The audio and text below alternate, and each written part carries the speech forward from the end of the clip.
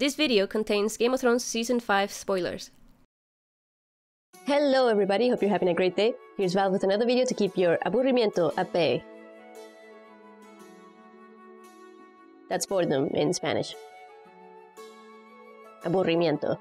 Shout out to all my Spanish-speaking viewers, heyo! So, the Night's Watch has a new Lord Commander. We have confirmation from Los Siete Reinos, which is a Spanish blog that's a very reliable source because it's based in Spain. So they're very close to all the filming locations this season, and they have connections and stuff.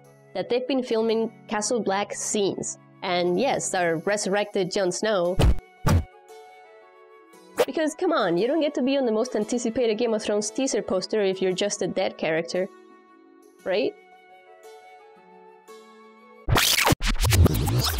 And yes, our resurrected Jon Snow is no longer the Lord Commander. We have confirmation that the Night's Watch has a new Lord Commander. I'm sure a lot of you, just like me, thought of Alliser Thorne right away. And yes, it makes sense in a way. And you might say, in a way? What do you mean, Val? He led the plan to kill Jon, and without Jon, his opposers will take command, and out of all the people who were against Jon, Alliser would be the best fit for a leadership position. He's already seen as a leader by many, and he's one of the most senior members. What else do you want?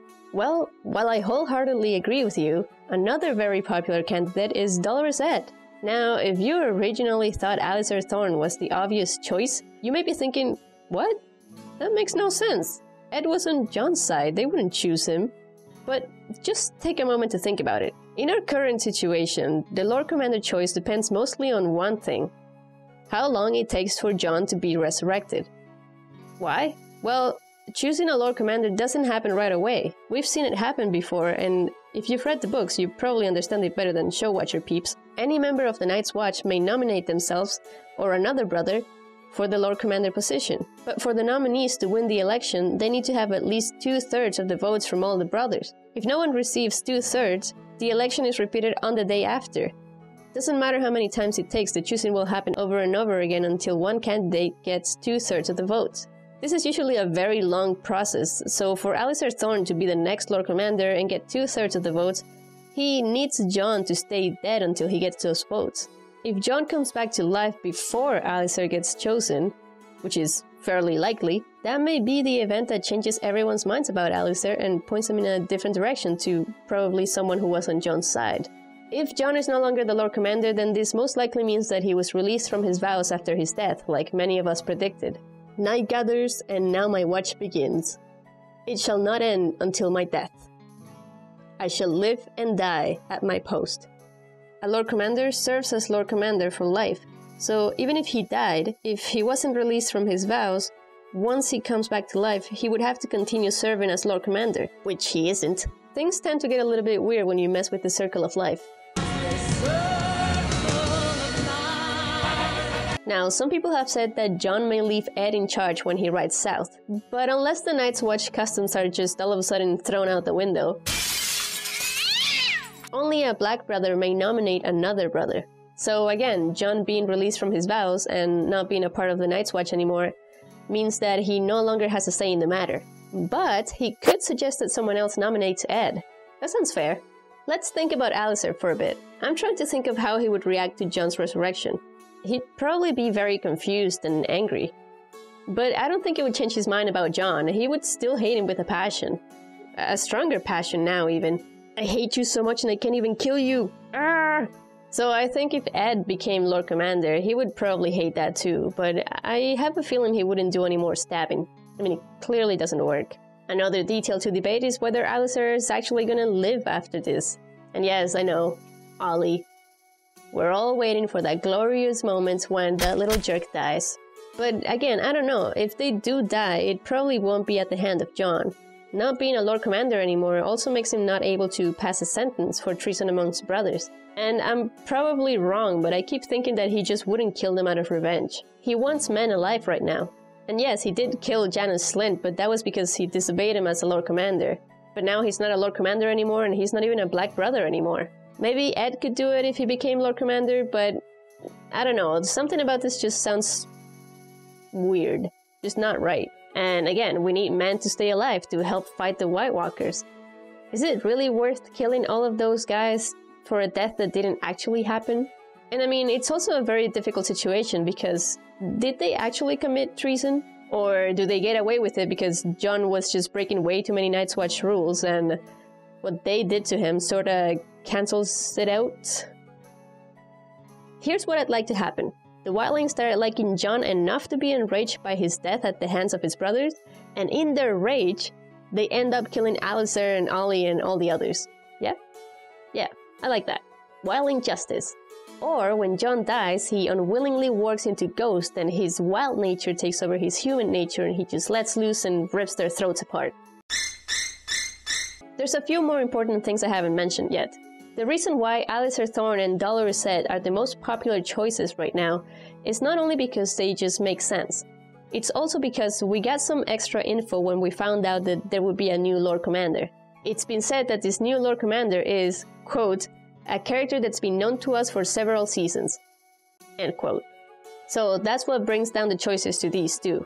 Although people are saying that it's definitely Edd, because if it were Alliser, they would have just said a character that's been known to us from season 1. Then some people say, well, obviously they're not going to use that wording because it would be too obvious. They're using the word several so as to leave it open to interpretation. Several doesn't not mean all. Watch that double negative there. It just means more than one, so it could still be either one of them. And some more people are saying, stop paying so much attention to the wording. It's gonna lead you nowhere. Maybe pay more attention to the foreshadowing, perhaps? I know of 3 foreshadowings for Edd. 1. Dolorous Edd got some good amount of screen time during the Hearthome scene. Come on! Dragonglass! Fuck the glass! We're gonna die here!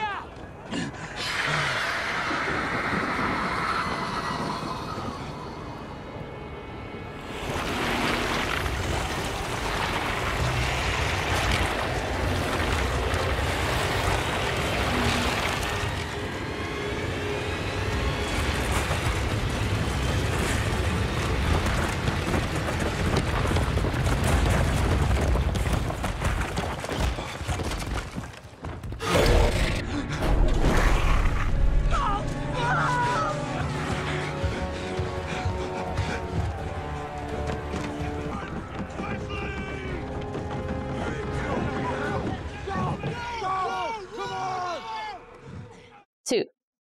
Jon has left the wall to Edd before. Edd! You have the wall! 3. In the books, Edd actually has a dream that he was a Lord Commander. He hated this dream, but nevertheless, foreshadowing.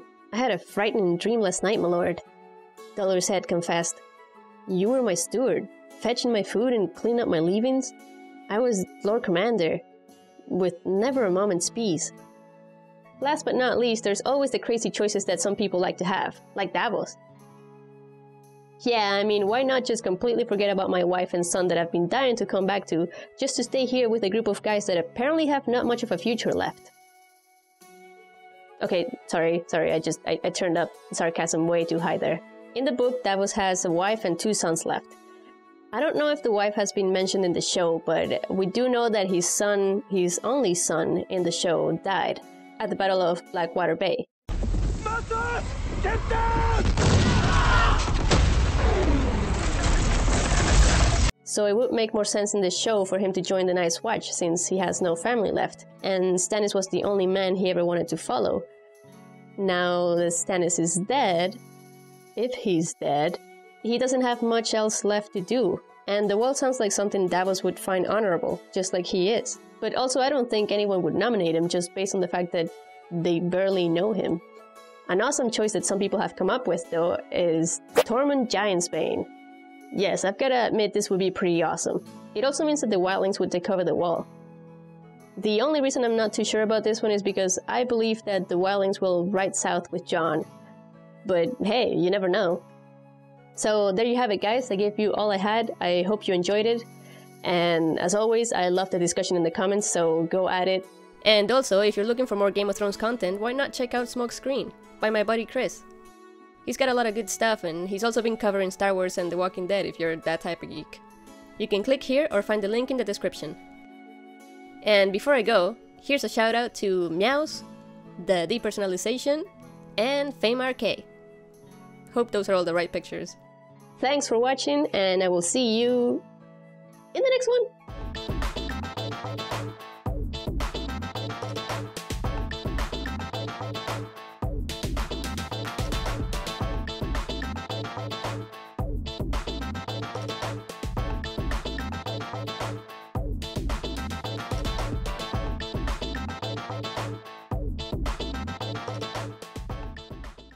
And now my watch begins.